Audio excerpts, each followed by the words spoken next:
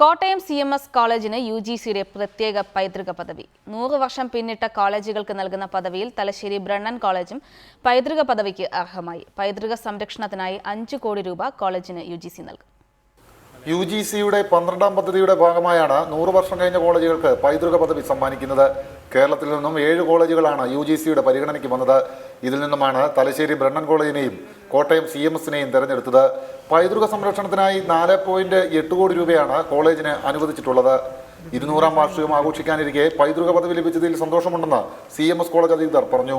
ഈ പ്രത്യേക പദവി എന്ന് പറയുന്നത് CMS കോളേജിനെ സംബന്ധിച്ചിടത്തോളം ഇതിന്റെ 200ാം വാർഷിക ആഘോഷവുമായി ബന്ധപ്പെട്ട ഈ പ്രത്യേക സന്ദർഭത്തിൽ ഒരു പൊൻതൂവലായി ഞങ്ങൾ കരുതുന്നു.